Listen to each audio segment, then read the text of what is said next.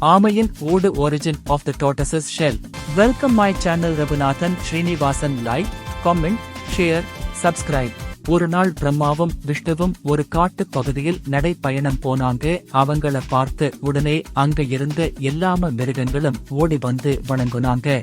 அந்த காலத்துல ஆமைக்கு தனியா ஓடு இல்லாமல் இருந்துச்சு. அப்ப ஆமை ரொம்ப சேட்டை பிடிச்ச விலங்கா இருந்துச்சு. அப்படி இருக்கப்பதான் பிரம்மாவும் விஷ்ணுவும் அந்த காட்டுக்கு வந்தாங்க. மழைக்காலம் முடிஞ்சு வசந்தம் தொடங்கி இருந்ததுனால அங்க கொஞ்ச நாள் தங்கலாம்னு அவங்க முடிவு செஞ்சு இருந்தாங்க. அவங்க தங்கி இருந்த குடிசைக்கு வெளியில ஒரு நாள் பேசிக்கிட்டு இருந்தாங்க. அப்ப அவங்கள பார்க்க வந்த எல்லா மிருகங்களும் அவங்கள மகிழ்விக்க வேண்டி நடனமாடி பாட்டு பாடி அவங்கள சந்தோஷப்படுத்தினாங்க. அப்பத்தான் முயல் சொல்லுச்சு, நான் உங்களை சந்தோஷப்படுத்துவதற்காக சில விளையாட்டு போட்டிகள் நடத்த போறோம்.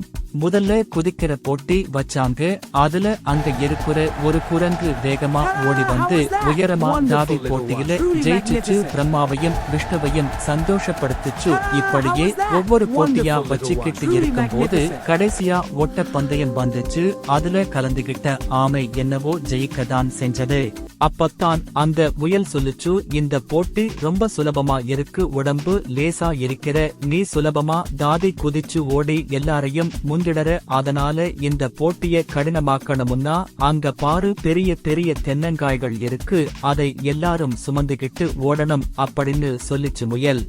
போட்டி ஆரம்பமாச்சு. எல்லா மிருகங்களும் வேகமா ஓடி ஜெயிச்சுச்சுங்க. ஆனா ஆமை மட்டும் மெதுவா நடக்கிறேன் என்ற பெயரில் ரொம்ப மெதுவா நடந்துச்சு. ஒரு மணி நேரம் மெதுவா நடந்துச்சு. அடுத்து ஒரு நாள் முழுசும் மெதுவா நடந்துச்சு. அப்புறம் ஒரு வாரம் மெதுவா நடந்துச்சு. மாச கணக்குல மெதுவா நடந்தது. இதனால ஆமையோட முதுகுல தேங்காய் கொப்பரை மாதிரி ஒட்டிக்கிச்சு.